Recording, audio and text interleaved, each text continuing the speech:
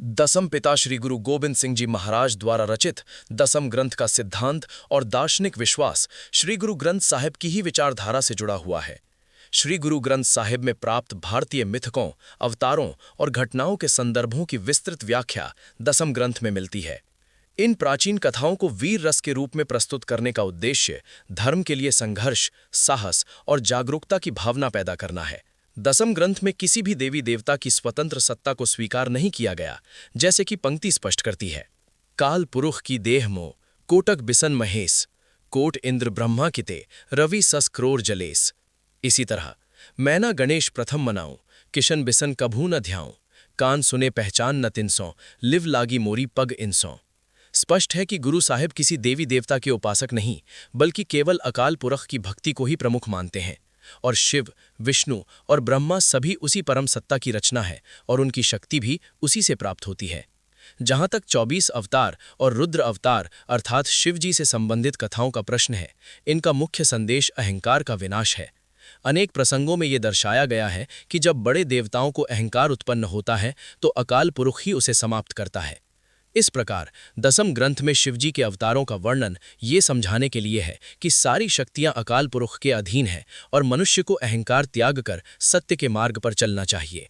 जब जब अहंकार बढ़ता है, तब तब परमात्मा स्वयं ही उसे तोड़ने के लिए हस्तक्षेप करता है। यदि आप सचमुच जीवन का रहस्य समझना चाहते हैं तो इस पूरी सीरीज को अंत तक जरूर देखिए। दसम ग्रंथ में श्री गुरु गोबिंद सिंह जी महाराज शिवजी के अवतारों का वर्णन करते हुए एक गहरा सत्य प्रकट करते हैं। एक समय शिवजी ने घोर योग साधना की, पर उस तपस्या के प्रभाव में वे अहंकार से भर गए। उन्हें लगा कि तीनों लोकों में उनके समान कोई नहीं। तब अकाल पुरुष को ये घमंड स्वीकार न हुआ। उन्होंने शिवजी को दंड नहीं दिया, परंतु कठोर वचनों में समझाया कि जो अहंकार करता है वो अपने आप ही विनाश की ओर बढ़ता है, क्योंकि मेरा स्वरूप और नाम ही अहंकार को तोड़ने वाला है। महाकाल ने आगे कहा, हे शिव, यदि मुक्ति चाहता है तो पृथ्वी पर जन्म लेना होगा। जैसे ब्रह्मा को भी अपने अहंकार के कारण 7 जन्म लेने पड़े, उसी प्रकार तुझे भी जन्म धारण करना पड़ेगा। ये आदेश सुनकर शिवजी का अहंकार टूट गया। उन्होंने हठ छोड़ दिया और प्रभु की आज्ञा स्वीकार कर ली। अब कथा आगे बढ़ती है। महान ऋषि अत्रि, जो 18 विद्याओं के ज्ञाता थे, उन्होंने राजपाट त्याग कर योग मार्ग अपनाया। उन्होंने कठोर तपस्या की और अंत में शिवजी प्रसन्न हुए। जब वरदान मांगने का समय आया तो अत्रि मुनि ने कहा, मुझे आपके समान तेजस्वी पुत्र चाहिए। शिवजी ने तथास्तु कहा और अंतर्ध्यान हो गए। इसके बाद अत्रि मुनि का विवाह अनुसूया से हुआ, जो अत्यंत पवित्र, तेजस्विनी और तपस्विनी स्त्री थीं। पर अनुसूया ने एक अद्भुत संकल्प धारण किया हुआ था, मैं उसी को पति रूप में स्वीकार करूंगी जो इंद्रियों पर विजय प्राप्त कर चुका हो। अत्रि मुनि ने उनके संकल्प का सम्मान किया। समय बीतता गया। एक दिन ब्रह्मा, विष्णु, शिव और अन्य देवता अत्रि मुनि के आश्रम में आए। अनुसूया ने बहुत भक्ति और श्रद्धा से उनकी सेवा की। देवता प्रसन्न हुए और ब्रह्मा जी ने वरदान दे दिया, तू पुत्रवती होगी। पर यह सुनते ही अनुसूया व्याकुल हो उठी। उनका मन विचलित हो गया, क्योंकि उनका संकल्प और ये वरदान आपस में विरोधी थे। क्रोध और पीड़ा में उन्होंने अपने गहने तोड़ दिए और बेसुध सी अवस्था में आ गईं। देवता ये दृश्य देखकर भयभीत हो उठे। तब अनुसूया ने अपने केशों में से एक जटा खींचकर हाथ पर प्रहार किया और उसी क्षण एक दिव्य प्रकाश प्रकट हुआ। वे थे दत्तात्रेय। दत्तात्रेय ने प्रकट होते ही अनुसूया को अपनी माता मानकर प्रणाम किया और परिक्रमा की। वे जन्म से ही दिव्य थे, चारों वेदों के ज्ञाता, स्मृतियों के उच्चारक और अद्भुत तेज से युक्त। असल में ये शिवजी का ही अवतार था, जो अपने पिछले कारणों के कारण शिवजी ने पृथ्वी पर अपना पहला अवतार दत्तात्रेय के रूप में लिया। दत्तात्रेय आगे चलकर ज्ञान, वैराग्य और योग के प्रतीक बने। उन्होंने संसार को त्याग, तपस्या और सत्य का मार्ग दिखाया। उनकी महिमा ऐसी थी कि राजे महाराजे भी उनके चरणों में नतमस्तक हो गए। हजारों योगी उनके चेले बन गए। वे निरंतर संसार में भ्रमण करते रहे, अहंकार का त्याग करके ईश्वर की भक्ति का संदेश फैलाते रहे। पर कथा यहाँ समाप्त नहीं होती। अनेक वर्षों की तपस्या के बाद भी उन्हें एक दिव्य संदेश प्राप्त हुआ। आकाशवाणी हुई, हे दत्तात्रेय, केवल तपस्या से मुक्ति नहीं मिलती, मुक्ति के लिए गुरु आवश्यक है। गुरु के बिना कोई भी जीव पार नहीं हो सकता। ये सुनकर दत्तात्रेय ने नम्रता से पूछा, वो गुरु कौन है जिसे मैं धारण करूं? आकाशवाणी ने उत्तर दिया, जिसमें तेरा मन स्थिर हो जाए उसी को गुरु मान। कपट त्याग कर पूर्ण श्रद्धा से उसकी सेवा कर, तभी सच्चा ज्ञान और मुक्ति प्राप्त होगी। क्या दत्तात्रेय को उनका गुरु मिला और आगे उनकी साधना ने कैसा मोड़ लिया? आगे बढ़ते हैं। अब दत्तात्रेय की साधना एक नए पड़ाव में प्रवेश कर रही है। आकाशवाणी के संदेश के बाद दत्तात्रेय ने अपने पहले गुरु के रूप में अकाल पुरुष को धारण किया। उन्होंने समझ लिया, मुक्ति प्राप्त करने के लिए ऐसा गुरु आवश्यक है जो स्वयं जन्म मरण से परे हो, जो सृष्टि का रचयिता हो, जो कभी न मरता हो। इसलिए उन्होंने न मनुष्य को गुरु माना, न पत्थर की मूर्तियों को, बल्कि उस एक परम सत्य को स्वीकार किया जो सर्वव्यापक है, जो हर दिशा हर कण में व्याप्त है, जो समस्त सृष्टि का कर्ता है और स्वयं काल से परे है। दत्तात्रेय ने उसी अकाल पुरुष का सिमरण किया, उसी की सेवा को जीवन का आधार बनाया। पर उनकी साधना यहाँ नहीं रुकी। अब उन्होंने दूसरा गुरु धारण किया, अपना ही मन, क्योंकि उन्होंने जान लिया जब तक मन स्थिर नहीं होगा तब तक परमात्मा की पहचान असंभव है। मन चंचल है, पल पल भटकता है, और जिस मन पर काबू नहीं वो जीवन में कोई भी साधना पूरी नहीं कर सकता। पर जब यही मन स्थिर हो जाए तो वही प्रभु से जुड़ने का सेतु बन जाता है। एकाग्र मन ही भक्ति को गहराई देता है और उसी में परमात्मा का साक्षात्कार संभव होता है। इसी सत्य को स्वीकार करके महान योगी दत्तात्रेय ने अपने मन को ही दूसरा गुरु बना लिया। अब दत्तात्रेय पूर्ण समर्पण के साथ अपने दोनों गुरुओं की सेवा में लीन हो गए। अकाल पुरुष और स्थिर मन, उनका स्वरूप दिव्य हो गया। उनके केश ऐसे प्रतीत होते थे जैसे गंगा की लहरें बह रही हों। उनके शरीर पर भस्म ऐसी शोभा देती थी कि महान ऋषि भी आकर्षित हो जाते थे। कामदेव भी उन्हें विचलित न कर सका। उनका तेज, उनकी शांति, उनकी गहराई सबको अपनी ओर खींच लेती थी। जहां जहां दत्तात्रेय जाते वहां का वातावरण ही बदल जाता। लोग उनके प्रभाव में आकर अपने घर बार छोड़ देते। राजा हो या रंक, ऊंच नीच का कोई भेद नहीं रहा। सब उनके पीछे चल पड़ते, क्योंकि वे केवल एक योगी नहीं थे, वे एक जीवंत प्रेरणा थे। धीरे धीरे स्थिति ये हो गई कि जहां भी दत्तात्रेय पहुंचे वहां वैराग्य की लहर दौड़ गई। राजपाट छूटने लगे, लोग सन्यास की ओर मुड़ने लगे। ऐसा लगता था कि मानो सारा संसार ही योग और त्याग के मार्ग पर चल पड़ा हो। पर क्या ये मार्ग सबके लिए उपयुक्त था? क्या संसार को छोड़ देना ही सच्ची साधना है? दत्तात्रेय की कथा अब एक नए मोड़ पर आने वाली है। दत्तात्रेय की साधना अब और गहराई में प्रवेश कर रही थी। वे केवल तपस्वी नहीं रहे, अब वे हर वस्तु, हर जीव में ज्ञान की खोज करने लगे। एक दिन दत्तात्रेय ने एक मकड़ी को देखा। वो अपने ही सूत्र से बनाए जाल में बैठी थी, पूर्ण एकाग्रता के साथ अपने शिकार की प्रतीक्षा में। ये दृश्य देखकर दत्तात्रेय के भीतर एक गहरा विचार उठा। जैसे ये मकड़ी अपना जाल स्वयं बुनती है और उसी में स्थिर रहती है, उसी प्रकार मनुष्य को भी प्रेम की डोर से प्रभु से जुड़ना चाहिए। उन्होंने समझा, यदि मन इधर उधर भटकता रहे तो परमात्मा की प्राप्ति असंभव है, पर यदि मन एक ही केंद्र में स्थिर हो जाए तो भीतर ही आत्मा का साक्षात्कार हो सकता है। मकड़ी ने उन्हें यह भी सिखाया कि जैसे वो अपने जाल में अपने आप को देखती है, उसी प्रकार मनुष्य को अपने भीतर झांकना चाहिए। बाहर नहीं, भीतर ही परमात्मा का मार्ग है। दत्तात्रेय ने निश्चय किया, जब तक मन एक ही रंग में न रच जाए और एक के सिवाय कहीं न भटके, तब तक सच्चा ज्ञान नहीं मिल सकता। इसी गहरी शिक्षा के कारण उन्होंने मकड़ी को अपना तीसरा गुरु स्वीकार कर लिया। आगे बढ़ते हुए दत्तात्रेय एक नदी के किनारे पहुंचे। वहां उन्होंने एक बगुले को देखा जो एक टांग पर खड़ा था, पूरे ध्यान में लीन। उसकी एकाग्रता इतनी गहरी थी कि बड़े बड़े ऋषि भी उसे देखकर लज्जित महसूस करें। वो घंटों, सारा दिन बिना हिले डुले केवल एक ही लक्ष्य पर केंद्रित मछली की प्रतीक्षा में बैठा रहता था। न गर्मी की परवाह, न सर्दी की। दत्तात्रेय ने सोचा, यदि परमात्मा की प्राप्ति के लिए ऐसा ही अडोल ध्यान लगाया जाए तो प्रभु निश्चित ही मिल सकता है। बगुले ने उन्हें सिखाया धैर्य, एकाग्रता और लक्ष्य पर अटल रहना। इसीलिए उन्होंने बगुले को अपना चौथा गुरु स्वीकार किया। दत्तात्रेय आगे बढ़े और उन्होंने एक बिल्ले को देखा जो चूहे के बिल के बाहर पूरे ध्यान से बैठा था। वो न हिल रहा था, न विचलित हो रहा था, बस सही समय की प्रतीक्षा कर रहा था। उसकी एकाग्रता इतनी तीव्र थी कि बड़े बड़े साधक भी उससे सीख सकते थे। दत्तात्रेय ने अनुभव किया, यदि इसी तरह अडिग ध्यान और धैर्य के साथ प्रभु का सिमरन किया जाए तो निश्चित ही परमात्मा की प्राप्ति हो सकती है। बिल्ले ने उन्हें सिखाया सही समय की प्रतीक्षा, पूर्ण एकाग्रता और अवसर की पहचान। इसी गूढ़ शिक्षा के कारण दत्तात्रेय ने बिल्ले को अपना पांचवा गुरु बना लिया। अब दत्तात्रेय की साधना एक अनोखे मार्ग पर थी। वे केवल मनुष्य ही नहीं, प्रकृति के हर छोटे बड़े रूप से सीख रहे थे। हर जीव उनका गुरु बन रहा था। आखिर दत्तात्रेय ने कुल कितने गुरु बनाए और इन गुरुओं से उन्होंने कौन सा अंतिम सत्य प्राप्त किया? दत्तात्रेय की साधना अब और सूक्ष्म होती जा रही थी। वे केवल प्रकृति को देख नहीं रहे थे, बल्कि हर दृश्य से आध्यात्मिक सत्य निकाल रहे थे। एक दिन दत्तात्रेय आगे बढ़ रहे थे। उन्होंने देखा एक मनुष्य रुई धुनने में इतना लीन था कि उसके पास से एक विशाल सेना गुजर गई। हाथी, घोड़े, सैनिक, शोर, धूल, हलचल, पर उसने एक बार भी सिर उठाकर नहीं देखा। वो अपने काम में इतना डूबा हुआ था कि उसे आसपास की दुनिया का कोई भान ही न रहा। ये देखकर दत्तात्रेय मुस्कुरा उठे। उन्होंने सोचा, यदि मनुष्य इसी तरह प्रभु भक्ति में लीन हो जाए तो संसार की कोई भी हलचल उसे विचलित नहीं कर सकती। यही है सच्ची एकाग्रता, यही है सच्ची साधना। इस गहरी शिक्षा के कारण उन्होंने उस रुई धुनने वाले को अपना छठवां गुरु बना लिया। आगे बढ़ते हुए दत्तात्रेय ने एक मछुआरे को देखा। वो हाथ में जाल और कांटा लिए एक मछली की प्रतीक्षा में खड़ा था।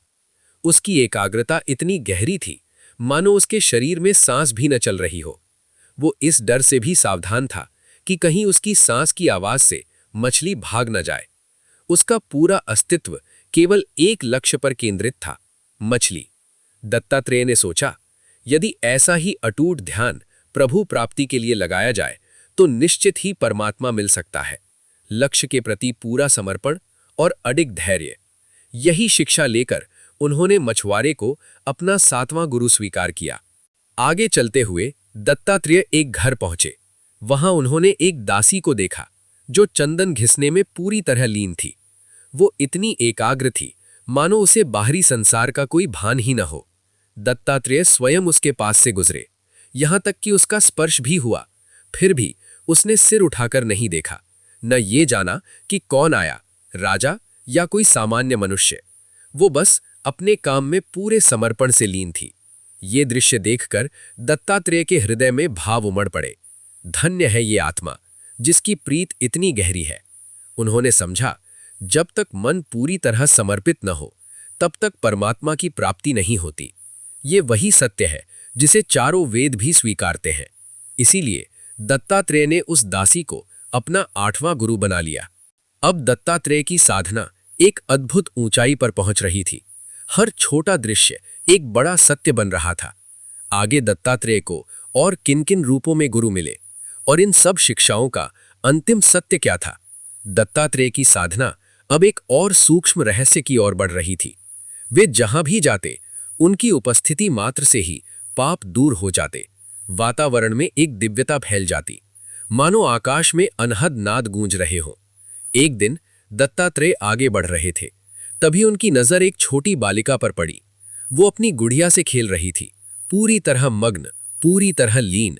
इतनी लीन कि उसे न भूख का भान था, न प्यास का, न ये पता कि कौन आया और कौन चला गया।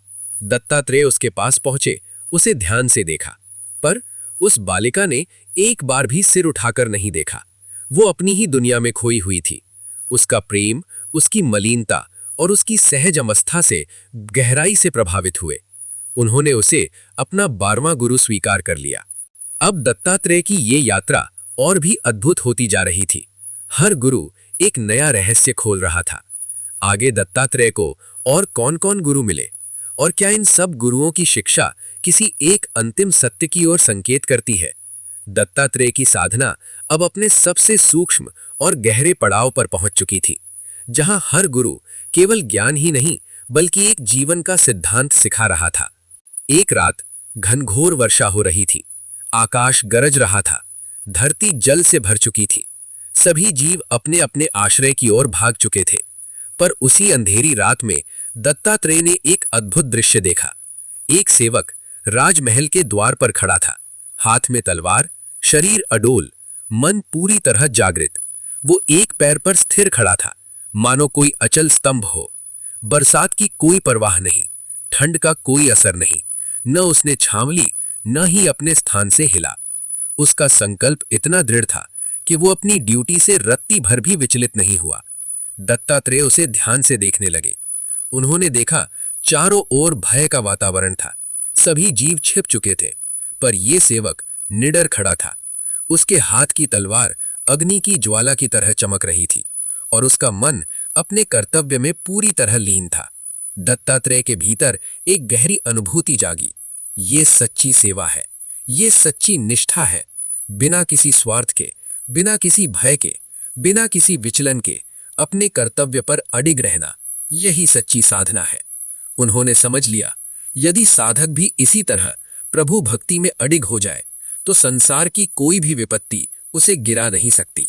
दत्तात्रेय उस सेवक की निष्ठा, उसकी दृढ़ता और उसकी भक्ति से गहराई से प्रभावित हुए। वे उसके पास गए और नम्रता से झुक गए।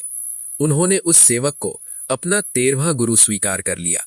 अब दत्तात्रेय की ये साधना एक महान निष्कर्ष की ओर बढ़ रही थी।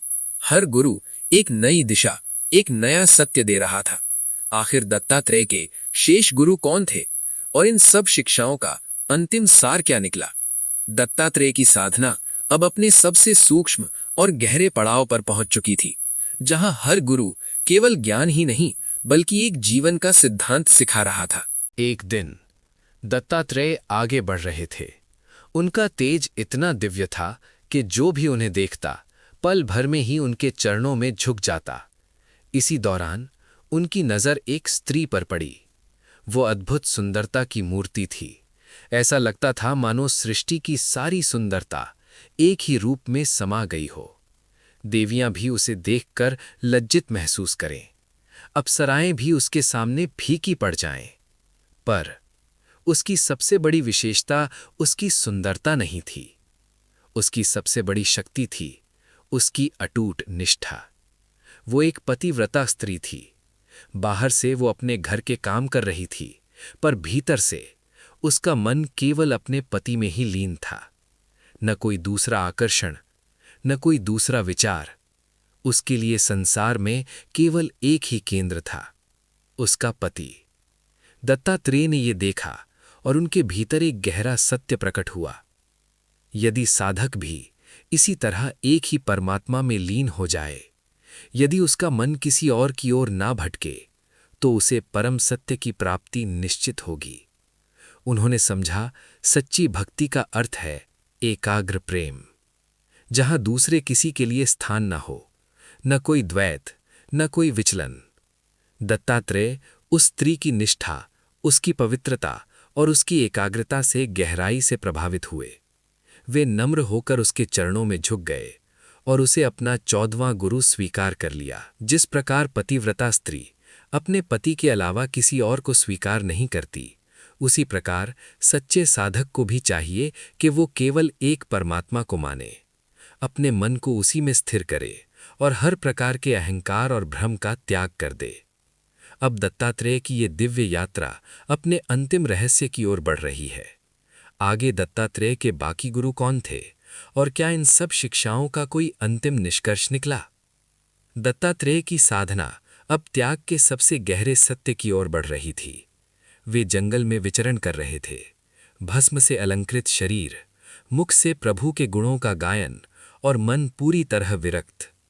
दत्त मुनि चंद्रमा जैसा तेज धारण करके नाद बजाते हुए आगे बढ़े। पूर्व, पश्चिम और उत्तर दिशाओं में विहार करते हुए अंत में वे दक्षिण दिशा की ओर चले गए। वहां उन्होंने एक ऐसा शहर देखा जो श्रृंगार और शोभा में मानो स्वर्ग को भी मात दे रहा था। उस शहर का राजा बड़ी सेना के साथ शिकार करके लौट रहा था। हाथियों की चिंगाड़, घोड़ों की हिनहिनाहट, रथों के पहियों की गड़गड़ाहट और वाद्यन की ऊंची ध्वनि, सारा वातावरण गूंज रहा था। झंडे लहरा रहे थे, तलवारें चमक रही थीं, गहनों की झंकार और जरी वाले वस्त्रों की चमक, ये सब मिलकर ऐसी शोभा उत्पन्न कर रहे थे मानो धरती पर ही स्वर्ग उतर आया हो। पर इस सारे शोर शराबे के बीच एक तीर बनाने वाला कारीगर बैठा था। वो अपने काम में इतना लीन था कि उसे आसपास की किसी भी घटना का भान नहीं था। न उसने सेना देखी, न उसने वाद्यों की आवाज सुनी। दत्त मुनि उसके पास गए और पूछा, यहां से अभी जो राजा की बड़ी सेना गुजरी है वो किधर गई है? बाणकर ने शांत मन से उत्तर दिया, मैंने तो कोई सेना नहीं देखी, फिर मैं कैसे बता सकता हूं कि वो किधर गई? ये सुनकर दत्त मुनि अचंभित रह गए। उन्होंने भीतर से अनुभव किया, ये मनुष्य अपने काम में इतना लीन है कि बाहर की सबसे ऊंची आवाज भी इसकी एकाग्रता को भंग नहीं कर सकी। इसने मन और तन के सारे भ्रम त्याग दिए हैं। ये संसार से निर्लेप होकर केवल अपने कर्म में अडौल है। दत्त मुनि के मन में गहरी प्रेरणा जागी। उन्होंने सोचा, यदि कोई मनुष्य इसी तरह की एकाग्रता और लिव से प्रभु से प्रेम जोड़े तो वो संसार के अथाह समुद्र से भी पार हो सकता है। इस गूढ़ सत्य को समझते हुए दत्त मुनि ने उस बाणगर को अपना 15वां गुरु धारण कर लिया और उसके चरणों में नमस्कार किया। उन्होंने संगत को उपदेश दिया, सच्चा भक्त वो है जो इस बाणगर की तरह दुनिया के शोर को भूलकर केवल प्रभु में लीन हो जाए, जिसकी एकाग्रता को कोई भी हालात डिगा न सके। जो मन को एक ही केंद्र में टिकाकर रखे वही परमात्मा को प्राप्त कर सकता है। एक दिन दत्तात्रेय ने आकाश में एक चील को देखा। वो अपने मुंह में मांस का टुकड़ा लेकर अपने घर की ओर उड़ रही थी, पर तभी 4 अन्य शक्तिशाली चीलें उसके पीछे पड़ गईं। वे उस मांस को छीनना चाहती थीं। आकाश में संघर्ष छिड़ गया। ये देखकर उस चील ने एक निर्णय किया। उसने मांस का टुकड़ा छोड़ दिया और तुरंत ऊंचाई में उड़कर अपने आप को बचा लिया। जैसे ही उसने मांस छोड़ा, उसका सारा संकट समाप्त हो गया। अब कोई उसका पीछा नहीं कर रहा था। वो स्वतंत्र थी, निर्भय थी। ये दृश्य देखकर दत्तात्रेय गहरे चिंतन में डूब गए। उन्होंने समझ लिया, बंधन वस्तुओं से नहीं बल्कि हमारी इच्छाओं से होता है। जब तक मनुष्य धन, संपत्ति, इच्छाओं और मोह को पकड़े रखता है, तब तक वो भय और संघर्ष से घिरा रहता है। पर जैसे ही वो त्याग करता है, वो तुरंत मुक्त हो जाता है। दत्तात्रेय ने अनुभव किया, सच्चा त्याग वही है जब मनुष्य अपनी इच्छाओं को छोड़ दे। तभी इंद्रियों के विकार शांत होते हैं और आत्मा प्रभु से जुड़ती है। इस गहरे सत्य को स्वीकार करके दत्तात्रेय ने उस चील को अपना 16वां गुरु बना लिया। जब तक मन में इच्छाएं हैं तब तक अशांति है, और जब त्याग आ जाता है तभी सच्ची शांति और मुक्ति मिलती है। अब दत्तात्रेय की ये दिव्य यात्रा अपने अंतिम रहस्य के और भी निकट पहुंच चुकी है। आगे दत्तात्रेय के बाकी गुरु कौन थे और क्या इन सब शिक्षाओं का कोई अंतिम निष्कर्ष निकला? दत्तात्रेय की साधना अब दृढ़ता और अटूट विश्वास के रहस्य को समझ रही थी। एक दिन दत्तात्रेय नदी में स्नान करने गए। वहां उन्होंने एक अद्भुत पक्षी देखा, दुधिरा। नदी में मछलियां उछल कूद कर रही थीं और वो पक्षी आकाश में उनके ऊपर मंडरा रहा था। उसका पूरा ध्यान केवल मछलियों पर केंद्रित था।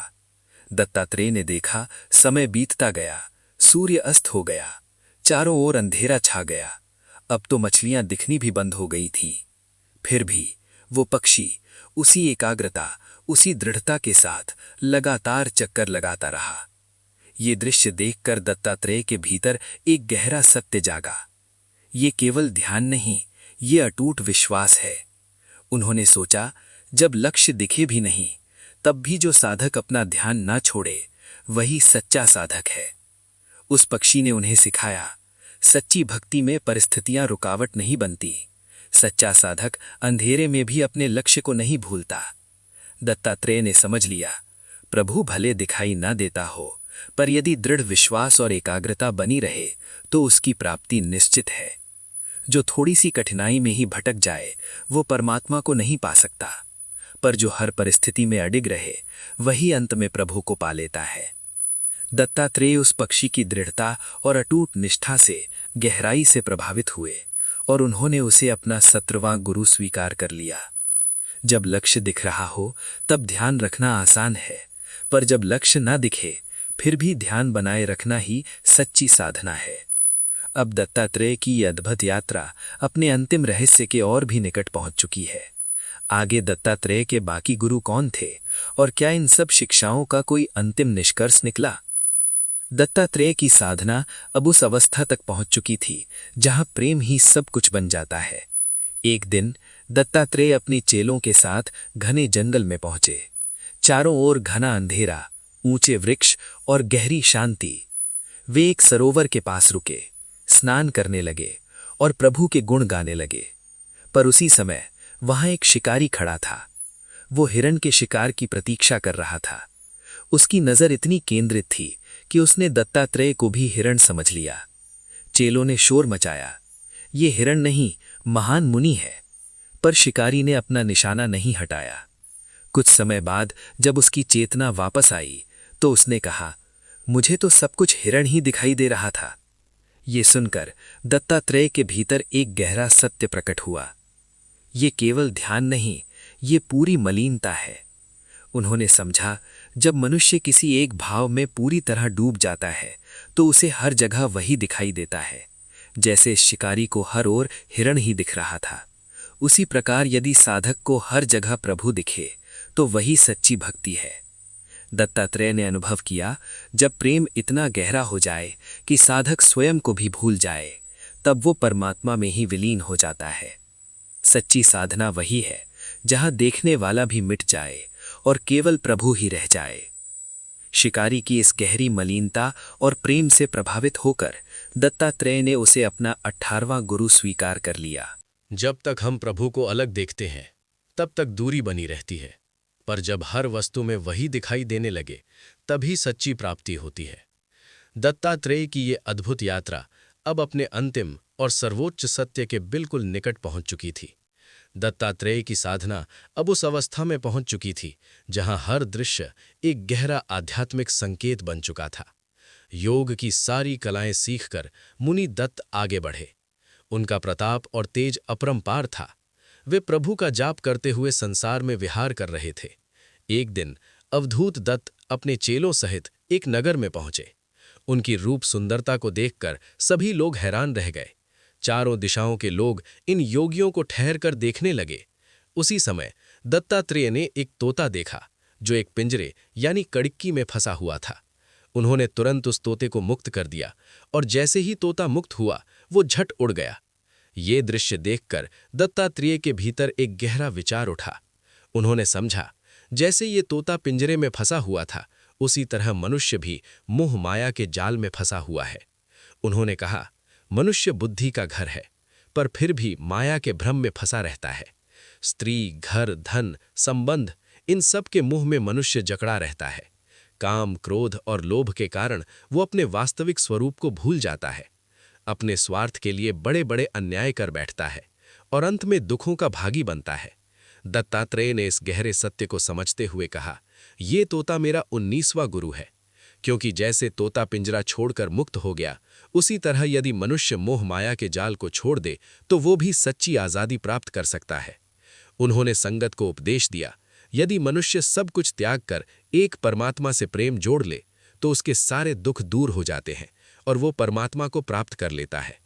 इस प्रकार मुनि दत्त ने तोते की उदाहरण देकर संसार को ये महान सत्य समझाया। जैसे तोता पिंजरे में दुखी रहता है, उसी तरह मनुष्य मोह माया में फंसकर दुखी रहता है। पर जैसे तोता पिंजरा छोड़कर प्रसन्न हो जाता है, उसी तरह यदि मनुष्य माया का जाल त्याग दे तो वो अथाह सुख और परमात्मा की प्राप्ति कर सकता है।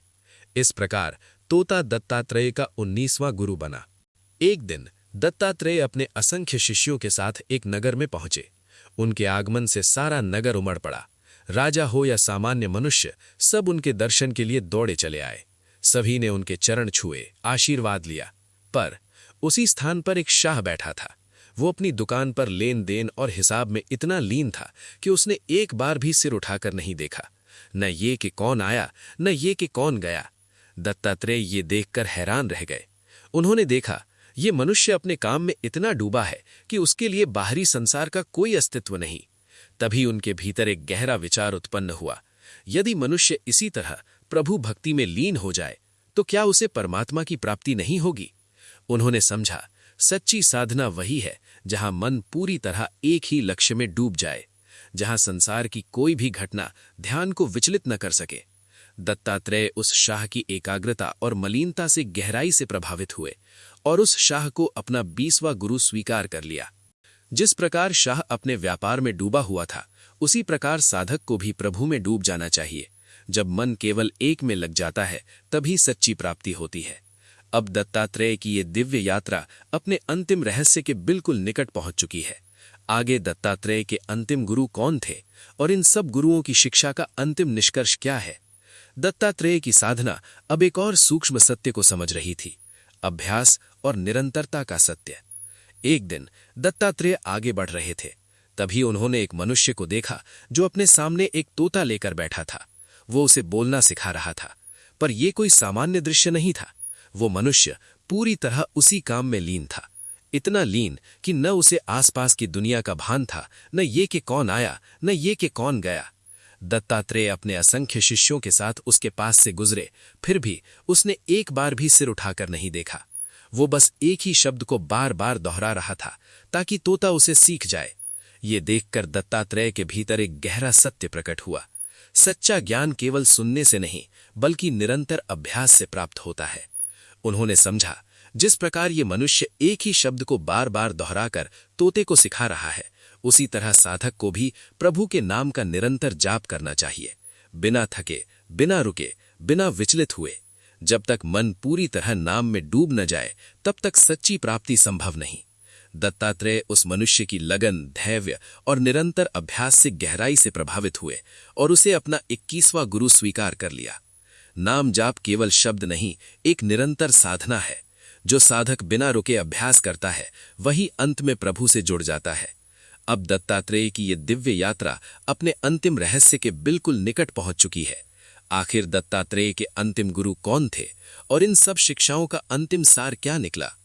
अगले भाग में दत्तात्रेय की साधना अब प्रेम के सबसे शुद्ध रूप को समझने लगी थी। एक दिन दत्तात्रेय आगे बढ़ रहे थे।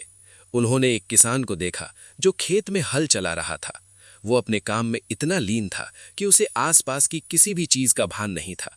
उसी समय उसकी पत्नी भोजन लेकर वहां पहुंची।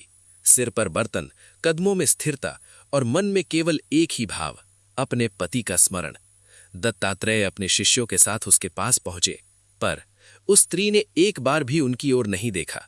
उसकी नजर, उसका ध्यान केवल अपने पति पर था।